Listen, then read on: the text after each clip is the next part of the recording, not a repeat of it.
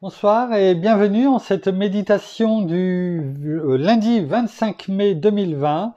Et nous en sommes rendus au psaume des temps modernes numéro 66. Nous avançons dans le psaume des temps modernes de notre ami pasteur Jean-François Denis. Et sans plus tarder, nous allons regarder ensemble comment s'intitule ce psaume et voir ce que nous révèle encore une fois de plus la parole par notre bien-aimé Saint-Esprit dans le nom de Jésus. Le titre de ce soir est « Médisance ou louange ». Oh, conduit toute chose, bien-aimé Saint-Esprit. Très souvent, nous perdons le contrôle de notre langue et nous en venons à entrer dans cette harangue où ce que nous disons en vient à répandre ce parfum nauséabond où plusieurs se délectent à raconter toutes ces exclandres.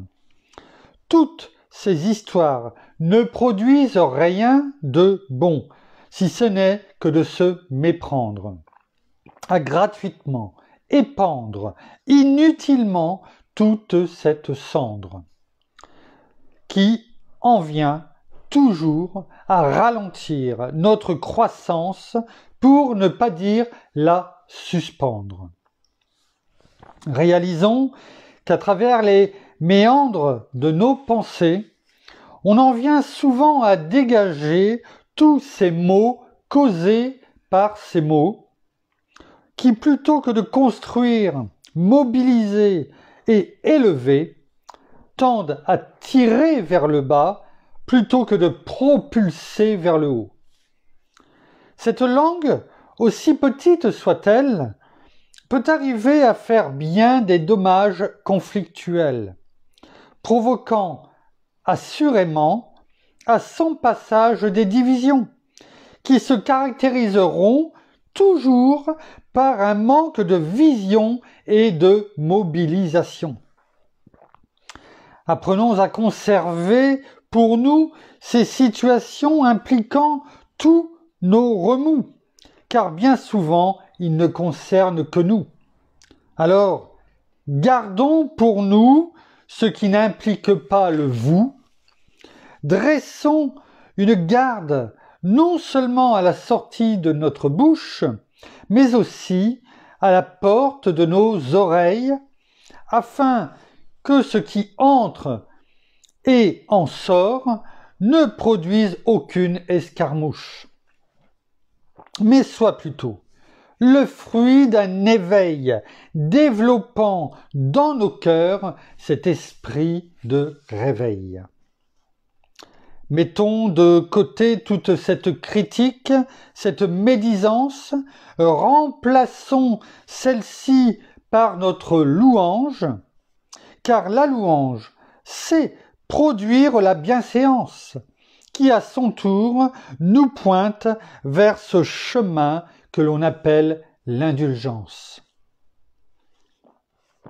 Échangeons alors toute cette médisance par une louange des plus exaltantes, car elle saura produire en nous cette fragrance des plus enivrantes, dégageant cet arôme, cette bonne senteur, où ce parfum de bonne odeur touchera assurément le cœur de notre Seigneur. Merci Père, merci Seigneur, merci bien-aimé Saint-Esprit pour ce poème, oui, qui nous rappelle bien des choses et notamment que ce petit muscle qui est notre langue, oui, est comme un feu, comme nous allons sûrement le voir dans les versets de la parole. Alors, conduis-nous afin que de notre bouche, oui, et que tu mettes une garde à notre bouche, à notre langue, afin que ce soir encore, ce soit tes paroles qui nous enseignent à bien nous tenir au quotidien. À toi toute la gloire, Père, dans le nom de Jésus. Pasteur Jean-François nous laisse quelques versets. Référence Jacques 1, chapitre 1, verset 19, Jacques, chapitre 3, versets 5 à 10, Psaume 141, verset 3 et psaume 39, verset 2. Comme vous avez pu voir ce soir, eh bien, on va parler de la langue, en partie du moins, et notamment des paroles inutiles, et on va le voir, qui sont condamnées par la parole. Les paroles inutiles, condamnées. Avant, nous allons quand même, afin qu'on ne reste pas sur quelques soit imprécisions ou incompréhensions, je voudrais juste vous donner la définition de quelques mots. Je n'ai pas voulu couper la lecture de ce psaume par des définitions. Je préfère vous les donner après coup. Lorsque il est dit, très souvent nous perdons le contrôle de notre langue et nous en venons à entrer dans cette harangue, H-A-R-A-N-G-U-E. Alors qu'est-ce que une ou harangue, en tout cas le mot harangue, eh bien c'est un discours qui est pompeux. Hein, vous savez, hein, un discours pompeux, solennel, on peut dire, et surtout ennuyeux. Surtout ennuyeux. Donc, oui, encore, ça peut être quelque part un discours enrobé avec des belles fleurs, mais qui peuvent être intéressants malgré tout. Mais là, c'est un discours pompeux qui s'intéresse qu'à lui, etc., etc., et qui finalement est un discours complètement ennuyeux, qui n'intéresse qu'une seule personne, la personne qui le dit, point final, quoi. Alors, il y a aussi ce parfum nauséabond où plusieurs se délectent à raconter tous ces esclandres. Alors, on a déjà entendu faire un esclandre, c'est-à-dire faire du tapage, etc., faire, voilà, un petit peu, voilà, un scandale, et souvent c'est une manifestation en fait orale, une manifestation orale, hein, voilà, quand on bruyante, en fait, parce qu'on veut se faire entendre, hein, tout simplement, quoi, et bien souvent scandaleuse, grossière, bien souvent, etc. Alors, soit contre quelque chose ou contre quelqu'un. Hein, voilà ce que cela veut dire, esclandre. Vers la fin, alors il y a un mot qu'on connaît quand même, malgré tout, mais peut-être qu'on n'en a pas la définition, où on met la mauvaise définition pour le mauvais mot, c'est le mot fragrance. Voilà, donc c'était... voilà, c'est surtout ça. C'est un parfum subtil, hein, c'est tout à fait ça, c'est un parfum, on voit que il y a la femme tout de suite qui est à côté, hein, tout de suite, là on parle de fragrance, on trouve le mot, harangue on ne sait pas du tout ce que c'est, hein, donc, donc la fragrance c'est un parfum subtil, une odeur agréable, hein, donc c'est justement là, et j'aime bien cette phrase qu'avait utilisée qu'a utilisé pasteur Jean-François. Et loquace, c'est quelqu'un qui parle volontiers, hein, qui parle, voilà, qui a la parole facile, hein. Voilà, c'était plus comme ça, quand vous le réécouterez, vous aurez les définitions et après, ben, quand vous aurez acheté le livre, eh bien, au moins vous aurez déjà quelques définitions. Alors, prenons maintenant, avant toute chose, comment dirais-je, versets de la parole que nous a laissé pasteur Jean-François. Allons dans Jacques. Pour commencer, dans Jacques, apôtre Jacques, chapitre 1, verset 19. Il est écrit « Sachez-le, mes frères bien-aimés, ainsi que tout homme soit prompt à écouter, c'est-à-dire soit rapide à écouter. Hein, agir avec promptitude, c'est agir tout de suite, rapidement. Soit prompt à écouter, lent à parler, lent à la colère. Et on va même rajouter le verset 20 qui est la suite. Car la colère de l'homme n'accomplit pas la justice de Dieu. Alors, il faut être rapide à écouter. Rapide à écouter. Lent à parler. 2 oreilles, une bouche. On écoute 2 fois plus qu'on ne parle. Hein? Et lent à la colère. quelque part lent à parler et lent à la colère, parce que bien souvent, quand on parle, ou quand en tout cas on se met en colère, on parle. Et on crie peut-être fort et on dit des choses qu'il ne faut pas de notre bouche. Notre langue et notre bouche profèrent des mots, quelquefois, que notre pensée ne voudrait pas dire. Et n'oublions pas que ce qui sort de notre langue vient de notre cœur, donc attention. Il est quand même précisé, car la colère au verset 20, car la colère, c'est-à-dire en fait ce qui sort de la bouche. Hein? Parce que si on n'est pas en colère, il n'y a rien de mauvais normalement qui peut, en tout cas dans ce domaine-là, sortir. Quand on ne se met pas en colère, on ne crie pas, on ne dit pas des grossièretés, etc., etc. Et il est bien quand même précisé, car la colère de l'homme n'accomplit pas la justice de Dieu. C'est-à-dire qu'on n'est pas dans la droiture que Dieu nous demande. C'est important. Jacques chapitre 3, versets 5 à 10. Versets qu'on connaît, c'est quelques versets qu'on connaît bien, mais on va les reprendre. De même, la langue est un petit membre, c'est un petit muscle, et sûrement un des plus petits muscles, pour ne pas dire le plus petit muscle que l'on peut avoir, hein, mais elle a de grandes prétentions. Oh oui. Souvent, les grandes prétentions des hommes, c'est par ces discours pompeux, justement, qui, oui, quelquefois sont enrobés, font du bien à l'oreille, ont du goût, oui, de la flatterie, oui, mais c'est pour mieux, comme le renard, tu sais. voilà, hein, comme le corbeau et le renard, hein. Apprenez, monsieur du corbeau, que tout flatteur vit aux dépens de celui qui l'écoute. Donc attention, attention. Mais elle a de grandes prétentions. Voyez comme un petit feu peut embraser une grande forêt. On le sait, surtout l'été. Un mégot de cigarette, une petite étincelle, une allumette jetée comme ça d'une voiture quand on passe ou quand on marche peut provoquer et brûler des hectares de forêt. Et pas que des forêts, quelquefois. Des maisons, du matériel et malheureusement quelquefois des personnes, de l'être humain qui périt. Simplement à cause d'une petite chose. C'est la même chose. La langue, c'est la même chose. Or, la langue aussi est un feu. Elle est le monde de l'injustice. C'est-à-dire la parure. Vous avez vu un peu.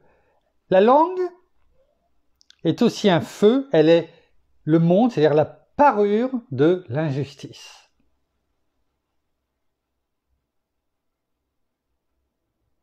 Se recouvrir de choses qui vont faire du mal, qui vont toucher les personnes, et quelquefois pour de longues années, quelquefois même une vie entière. Cette parure de la justice. Méfions-nous, au travers de notre bouche, de ne pas nous parer de cette injustice. La langue a sa place parmi nos membres. Elle souille tout le corps et embrase tout le cours de l'existence. Un peu comme on vient de le dire. Par la langue, eh bien, on peut avoir des paroles inutiles, condamnables par notre Père, par la parole, on l'a pu le voir déjà tout à l'heure, mais qui peuvent avoir des influences et des conséquences extrêmement graves. Physiquement, spirituellement. Embrasée qu'elle est par la géhenne. Rappelons-nous que la géhenne, c'est là où sera jeté le diable, le prophète, le faux prophète, l'antichrist. Hein? Donc, vous voyez un petit peu à quoi est comparée quand même la langue. Donc, attention. Toutes les espèces de bêtes sauvages, d'oiseaux, de reptiles, d'animaux marins sont domptées et ont été domptées par l'espèce humaine. C'est-à-dire que tout a été dompté par l'espèce humaine et par la parole. La parole peut avoir comme un effet, je dirais, d'étau sur les personnes. Présent ou pas présent. On dompte tous les animaux, mais quelquefois, l'être humain peut être dompté à cause de la parole, comme les animaux. Oui. Mais la langue, aucun homme ne peut la dompter. Aucun. Aucun homme ne peut la dompter. C'est un mal qu'on ne peut maîtriser. Elle est pleine d'un venin mortel. Juste quelques informations sur ça, parce que c'est quand même bon de s'arrêter sur ces versets. Déjà, aucun homme ne peut la dompter. C'est-à-dire que l'homme, l'être humain, est un animal sauvage. Oui, il est parlé dans la parole de l'homme sauvage, l'homme animal. Parlant de celui qui est dans les ténèbres. L'homme animal. Mais l'homme ne peut pas dompter la langue. Par lui seul, il ne peut pas. Il ne peut pas. Et il est précisé que c'est un mal qu'on ne peut, un mal M-A-L, qu'on ne peut pas maîtriser. C'est un mal. Donc, l'apôtre Jacques part du principe que déjà, la langue, c'est déjà un mal qu'on ne peut pas maîtriser. Donc on part du principe que déjà, il peut sortir et il sortira des mauvaises choses de notre bouche.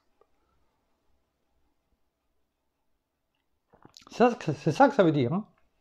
Si on ne peut pas maîtriser que c'est un mal,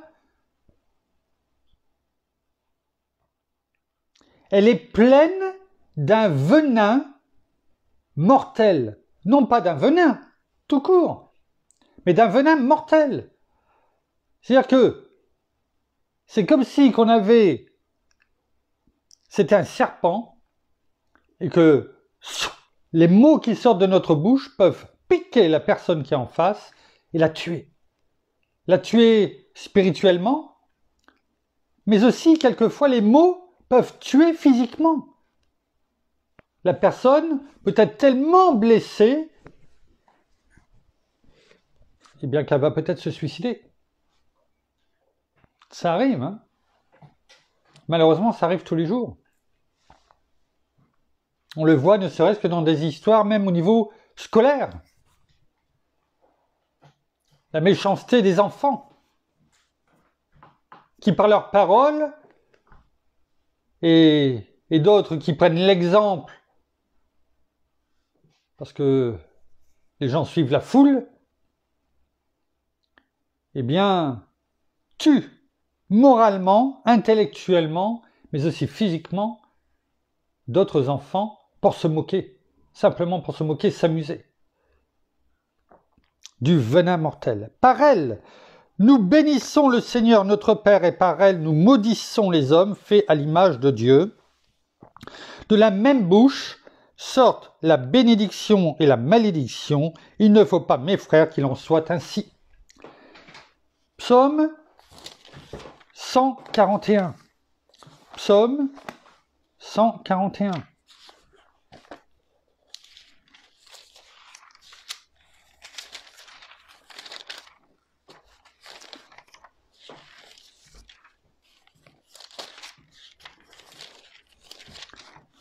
Je vais avoir du mal à tout dire ce soir. Psaume 141, verset 3. Il est écrit: Éternel, veille sur ma bouche, garde la porte de mes lèvres. Le psalmiste David, en l'occurrence, sait très bien qu'il faut que, comme on l'a dit, l'homme ne peut pas maîtriser sa langue, sa bouche, sa langue. Alors, il dit, chaque jour, il prie: Éternel, Veille sur ma bouche, garde la porte de mes lèvres. Et quelque part, ça devrait être notre cri du cœur chaque jour. Chaque jour. Merci, bien-aimé Saint-Esprit. Psaume 39. Psaume 39, verset 2. Toujours David qui dit, je disais, je garderai mes voies de peur de pécher par ma langue, je garderai à frein à ma bouche, tandis que le méchant sera devant moi.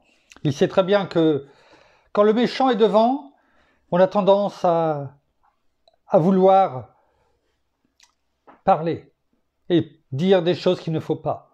Alors que l'ennemi devant nous, ce n'est pas de notre bouche que nous devons le critiquer, le maudire, etc., etc. Non. Mais venir devant notre Père, devant notre Seigneur, devant notre bien-aimé Saint-Esprit, et de savoir que notre Père combat pour nous et qu'il combattra l'ennemi. C'est pour ça qu'il dit, eh bien, je garderai mes voies, de peur de pécher par ma langue, je garderai un frein à ma bouche, mais un frein à notre bouche, Seigneur, un frein à notre bouche. Donc ces paroles inutiles qui sont condamnées, on va lire les versets qui en parlent notamment, et on le voit dans Job, chapitre 11, verset 2, paroles inutiles, des paroles inutiles qui peuvent sortir de notre bouche et qui sont condamnées. Job 11, verset 2, c'est lorsque, on en a parlé, le discours de Tsophar, le plus jeune de ses 3 amis, qu'il fait à Job, et il lui dit, « Cette multitude de paroles ne trouvera-t-elle pas de réponse? Et suffira-t-il d'être loquace pour avoir raison? Suffira-t-il d'être quelqu'un qui parle facilement, etc., pour avoir raison? Ce n'est pas parce qu'on parle volontiers, qu'on parle facilement, que l'on a raison. Vous voyez? Job, chapitre 15, verset 3. Il est écrit, « Est-ce par d'inutiles paroles qu'il se défend ?» C'est Eliphaz, un autre ami qui parle à Job. « Est-ce par des propos qui ne... » Alors, est-ce par d'inutiles paroles qu'il se défend? Est-ce par des propos qui ne servent à rien? La question est posée, les questions sont posées. Est-ce par d'inutiles paroles qu'il se défend?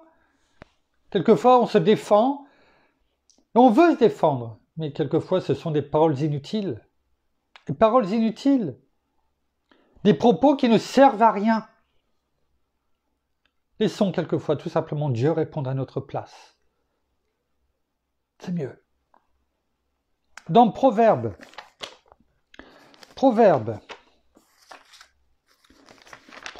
chapitre 10, verset 19.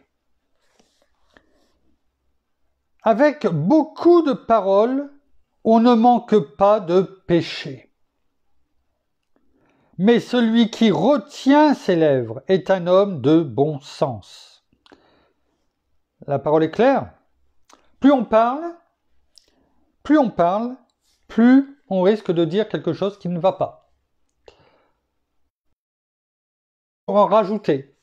Toujours. De peur que la personne n'ait pas compris ou de peur qu'elle ne sache pas qui on est réellement.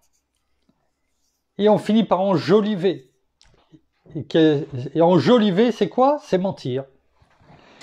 Ou quelquefois, on finit par...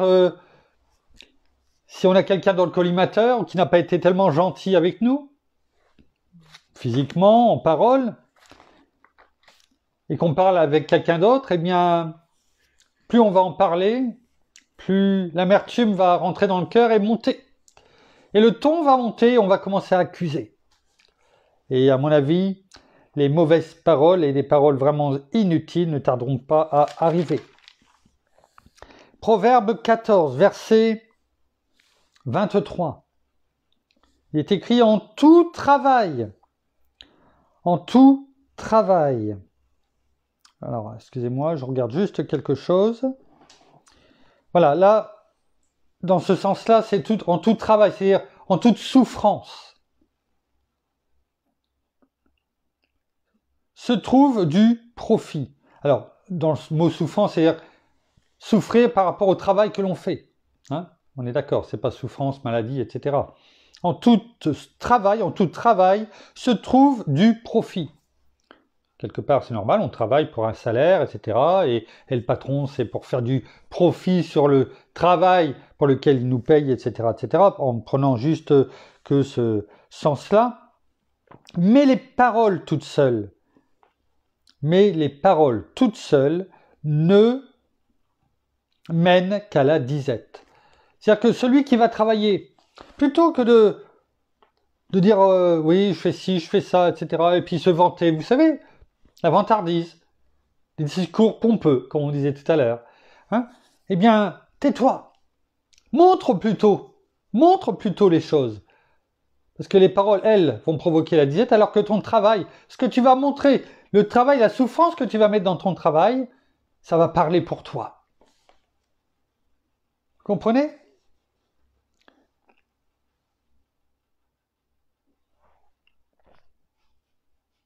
Proverbes, chapitre 29. Les proverbes sont une mine, un trésor qui nous est donné afin que nous comprenions les choses et que nous les mettions en pratique dans notre vie, pour notre bien. Pour notre bien. Proverbe 29, verset 11. Il est écrit « L'insensé étale ». Vous avez vu, l'insensé étale. Étale, c'est-à-dire quand on étale les choses, c'est pour mieux les voir. Autrement, on les met en tas, mais là, on ne voit pas tout. Et là, l'insensé étale tous ses sentiments. Mais le sage se retient de montrer les siens. Ayons de la retenue. Ayons de la retenue. Arrêtons de parler à tout va et à n'importe qui. Parce qu'on dit des choses fausses, on en rajoute, on enjolive, on ment. Parce que les sentiments. Donc gardons les choses. Et ça nous évitera bien des tracas.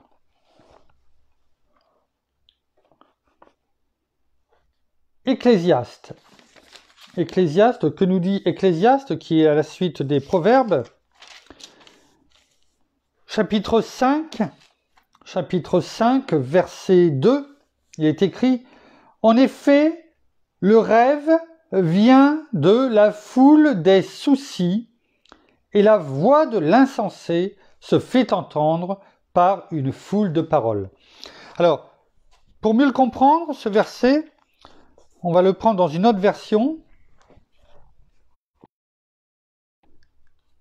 Vous allez voir, vous allez tout de suite le mieux le comprendre. Dans la Bible en français courant, il est écrit « En effet, plus on parle, plus on risque de prononcer des propos irréfléchis. » C'est un peu ce qu'on venait de dire auparavant. De même que plus on a de soucis, plus on risque d'avoir de mauvais rêves. Il est fait quelque part un rapprochement avec les paroles que l'on prononce, irréfléchies, qui ne veulent rien dire, et parce que, on n'y réfléchit pas, parce qu'on est lancé, comme le feu qui se propage. Et tout ça, ça va nous amener quoi? Des soucis. Et ces soucis, qu'est-ce qui va se passer? On va y penser pendant la nuit. Parce que notre âme, pendant qu'on dort, elle travaille. Et notre âme, elle, qu'est-ce qui va se passer? Va nous faire avoir de mauvais rêves. Parce que l'ennemi est là. L'amertume, on va se coucher avec la colère, etc. Et l'ennemi va s'en servir. Vous avez vu ce rapport entre les paroles irréfléchies et les conséquences pendant la nuit. Dans la Nouvelle Bible seconde, il est écrit « En effet, comme le rêve vient de la multitude des occupations, c'est-à-dire que plus on est occupé, plus on va repenser peut-être pendant la nuit à ce qu'on a fait, la voix de l'homme stupide vient dans la multitude de paroles. » Donc là aussi, plus on est occupé dans des choses diverses et variées, plus on va en rêver pendant la nuit. Et c'est la même chose avec l'homme stupide qui, dans l'ensemble des paroles qu'il va donner, eh bien, voilà, c'est des paroles irréfléchies. Hein. Dernière version, dans la parole de vie, quand on a trop de soucis, on fait des rêves. Parce que c'est vrai que quand tout va bien souvent on dort bien. Quand on dort mal, c'est qu'on commence à penser à plein de choses. Oui. Quand on dort mal, c'est parce qu'on pense à plein de choses. On n'arrive pas, on dit, dans le monde en tout cas, on n'arrive pas à se vider la tête. On a la tête qui est pleine. Oui, on a la tête qui est pleine. Alors vidons notre tête. Comment?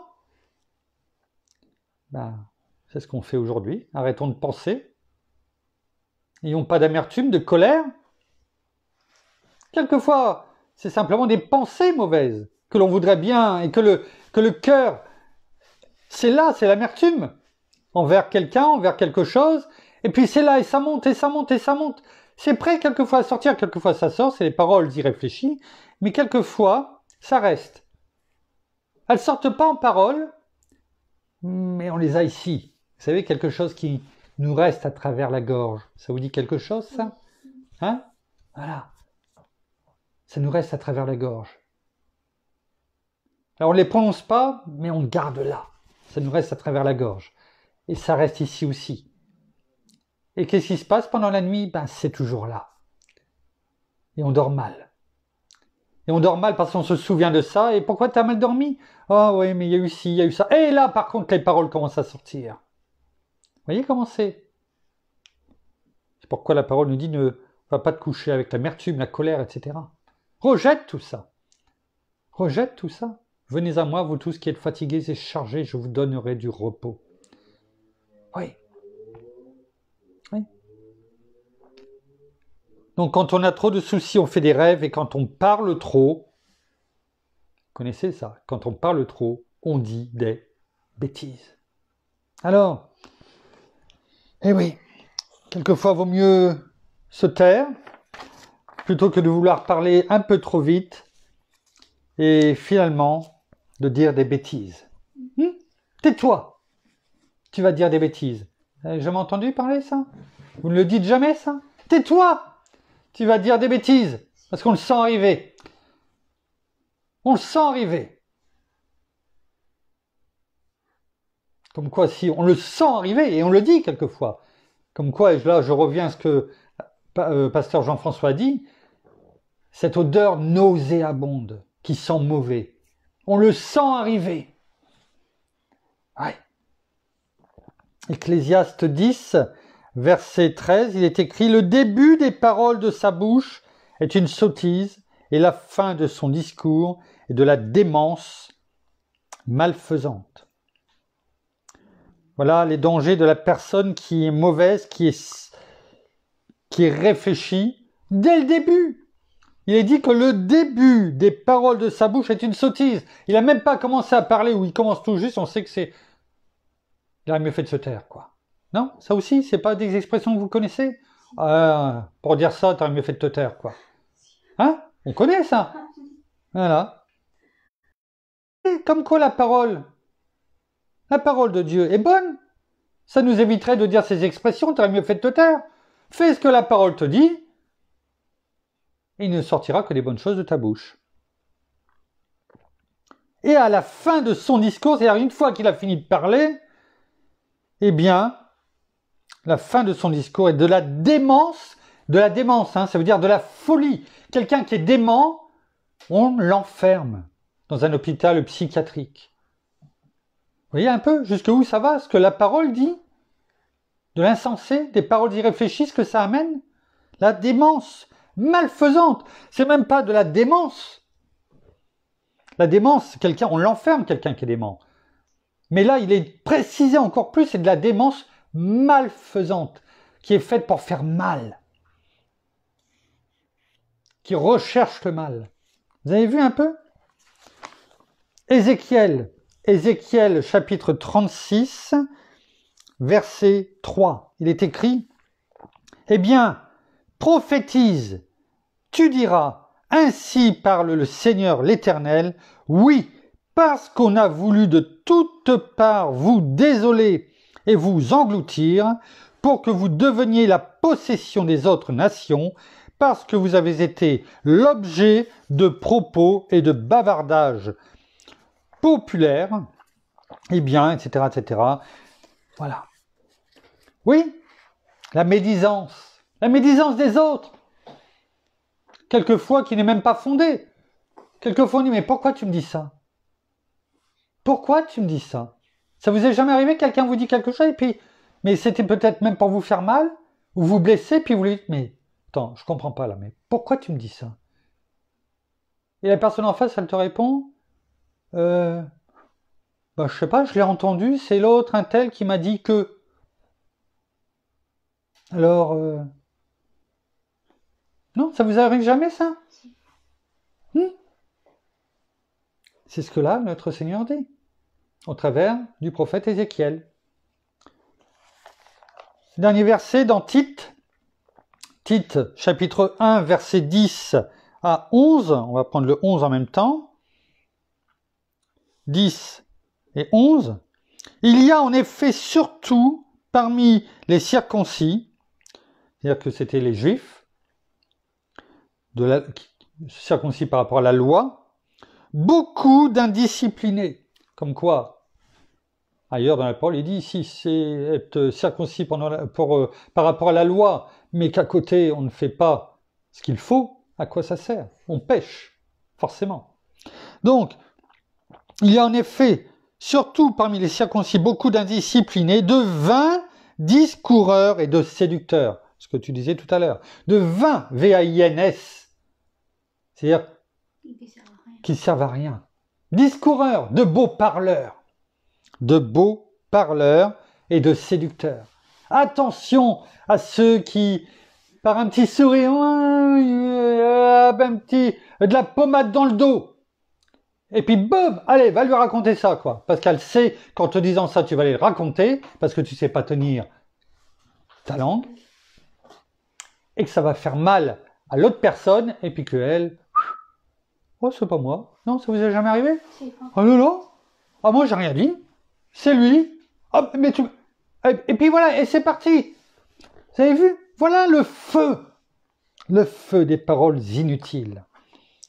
Auquel, donc de vains discoureurs et des séducteurs, auquel, la parole dit, il faut fermer la bouche. Ferme-la. Il faut lui fermer la bouche. Excusez-moi, mais c'est ça que ça veut dire. Tais-toi. Tais-toi. Je veux pas t'entendre. Parce qu'on sait que ça va être des mauvaises paroles. Et il bouleverse des familles entières. Voilà. Parce que leur but, c'est de faire le mal. L'ennemi les utilise pour faire le mal. Et il bouleverse des familles entières en enseignant ce qu'il ne faut pas pour un gain honteux.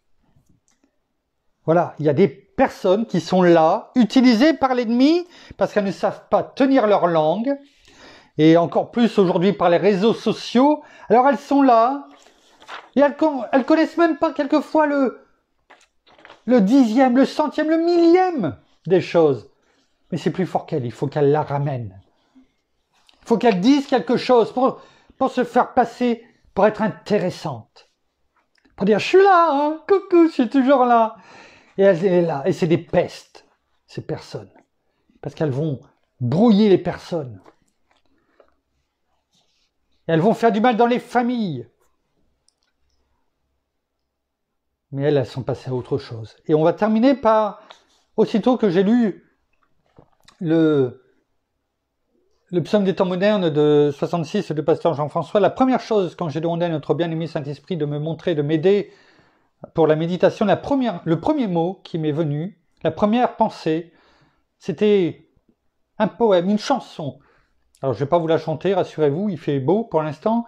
Donc, une chanson, mais qui est ancienne, mais tout de suite, c'est ce mot qui m'est venu, qui s'appelle « La rumeur ». La rumeur de Yves Duteuil. Et Alors je vous mettrai le lien de la chanson, comme ça vous pourrez aller l'entendre chanter, et vous aurez de nouveau les paroles.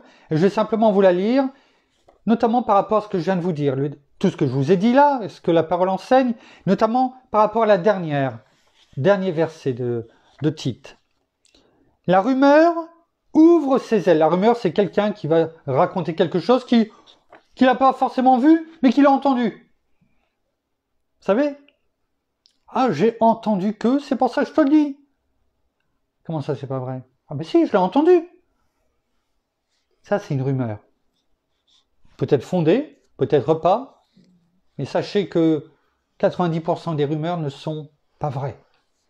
Comme beaucoup de choses sur les réseaux sociaux. La rumeur ouvre ses ailes, elle s'envole à travers nous par la parole. C'est une fausse nouvelle, mais si belle après tout. Elle se propage à voix basse. Vous savez, les cancans. Tu le dis à personne. Hein. Sachez que quand les personnes vous disent tu le dis à personne, elle l'a déjà dit à 10 personnes avant. Hein. Elle se propage à voix basse, à la messe et à midi, entre l'église et les glaces, entre confesse et confit. La rumeur a des antennes. Elle se nourrit de cancans. Elle est bavarde et hautaine. Elle grandit avec le temps. C'est un arbre sans racines, à la sève de venin, avec des feuilles d'épines et des pommes à pépins. Ça occupe, ça converse, ça nourrit la controverse, ça pimente les passions, le sel des conversations. La rumeur est un microbe qui se transmet par la voix, se déguise sous la robe de la vertu d'autrefois. La parole était d'argent, mais la rumeur est de plomb. Elle s'écroule, elle s'étend, elle s'étale, elle se répand. C'est du miel, c'est du fiel. On la croit tomber du ciel, jamais nul ne saura que la lance et qui la croit. Qui la lance, et qui la croit. C'est bien plus fort qu'un mensonge. Ça grossit comme une éponge. Plus c'est faux, plus c'est vrai. Plus c'est gros et plus ça plaît. Calomnie, plus on nie, plus elle enfle, se réjouit. Démentir, protester, c'est encore la propager. Elle peut tuer sans raison, sans coupable et sans prison, sans procès ni procession, sans fusil ni munition. C'est une arme redoutable, implacable, impalpable, adversaire invulnérable, c'est du vent, c'est du sable. Elle rôde autour de la table, nous amuse ou nous accable. C'est selon qu'il s'agit de quiconque ou d'un ami. Un jour, elle a disparu, tout d'un coup, dans les rues, comme elle était apparue, à tous ceux qui l'avaient cru. La rumeur qui s'est tue ne reviendra jamais plus. Dans un cœur, la rancœur ne s'en ira pas non plus. Je vous invite à... Je vous mettrai le lien, comme ça vous l'aurez, en parole, mais aussi en chanson. Il est bon, parce que cette chanson qui a été faite il y a bien des années, eh bien, je trouve que c'est un bon résumé de tout ce que nous avons entendu ce soir, de l'enseignement que nous a donné la parole et notre bien-aimé Saint-Esprit dans le nom de Jésus. Terminons par la prière. Merci. Oh, merci encore, Seigneur, pour pour cette parole. Merci encore pour cette méditation, d'ouvrir vraiment nos cœurs, d'ouvrir aussi nos bouches. Mais là, comme nous l'avons entendu, pour prononcer de bonnes choses, pour avoir les bonnes paroles. Non pas de médisance, non pas de paroles mauvaises, non pas de grossièreté, ni de bouffonnerie, mais des paroles de bénédiction pour chacun. Oui, faisons un bon usage de notre langue, dans notre vie, dans notre travail, avec nos amis, dans notre famille, avec nos voisins. Oui, merci encore de la part des paroles que tu donnes, et que nous nous attachions pas à toutes ces paroles trompeuses, à tous ces commérages, à toutes ces mauvaises paroles, à toutes ces tromperies. Ne nous laissons pas séduire par toutes ces paroles du monde qui sont si doucereuses à nos oreilles. Mais vraiment, apprenons à distinguer les paroles véritables, les paroles justes, les paroles qui font du bien, les paroles qui enrichissent, les paroles qui bénissent les uns et les autres, nos frères et sœurs, mais aussi les personnes que nous ne connaissons pas. Alors vraiment, mets une garde à notre bouche, et que vraiment de bonnes paroles, des paroles justes, des paroles bénissantes sortent de nos bouches. Oui, que ce soit vraiment des paroles bénissantes, car il est dit que nous pouvons maudire et bénir, mais bénissons, bénissons. Et garde-nous de toutes ces fausses paroles. Servons-nous de notre bouche pour t'acclamer, pour te chanter, pour te louer, pour te rendre gloire. Oui, servons-nous de notre bouche pour parler de toi, pour parler de la vérité, pour parler de la bonne nouvelle qui est l'Évangile. Oui, servons-nous de notre bouche afin d'aimer également. Alors soyez tous abondamment bénis. Et merci Père, merci Seigneur Jésus, merci bien-aimé Saint-Esprit, de garder notre bouche dans le nom de Jésus. Amen. Voilà, ainsi sur ces méditations et ces réflexions que nous devons mettre en pratique au quotidien, pas simplement une fois comme là ce soir, au quotidien. C'est un travail quotidien. Portez votre croix chaque jour. Nous vous aimons. Nous vous souhaitons une très bonne soirée, un bon appétit pour ceux qui n'ont pas encore à manger, une très bonne nuit, parce que maintenant vous avez compris aussi tout ce qui empêche de bien dormir.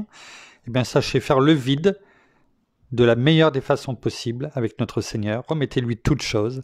Et nous vous donnons rendez-vous demain soir, au même endroit, à la même heure. Nous vous aimons. Bonne soirée, bonne nuit. À demain. Au revoir.